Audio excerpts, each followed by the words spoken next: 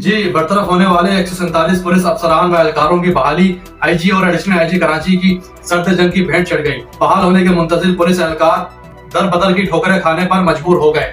कुछ अर्सा कबल कराची पुलिस में मुख्तलिफ सदाओं के बाद पुलिस के आला हुकाम ने 147 पुलिस अफसरान व एहलकारों को मुलाजमत से बरतरफ कर दिया था।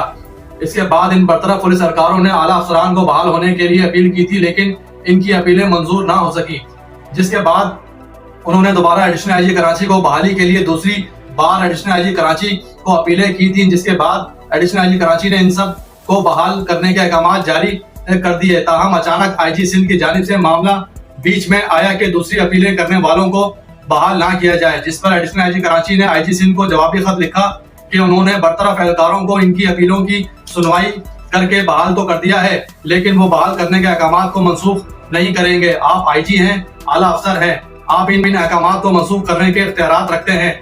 जराए बताते हैं कि इन एहलकारों की बहाली के लिए आईजी सिंध और एडिशनल आईजी कराची में मुबैना तौर पर सर्द जंग का आगाज हो गया है, जिसके बाइस 147 एहलकार दर बदर हो गए। बरतरफी से बहाल होने वाले एहलकारों ने आईजी सिंध राजा रिफत मुख्तार से अपील की है कि इनको बहाल किया जाए ताकि बच्चों का रोजगार चल सके, जबकि वाज़ेह रहे कि आईजी सिंध और कराची पुलिस चीफ में स्पेशल ब्रांच की जानिब से जारी की गई थानेदारों की आईआरएस के मामले पर भी एक सर्द जंग छिड़ गई थी, जिसमें बड़े इजलासों के दौरान आईजी सिंध ने कराची के मुतादिद एसएसपीज को तलब भी किया था।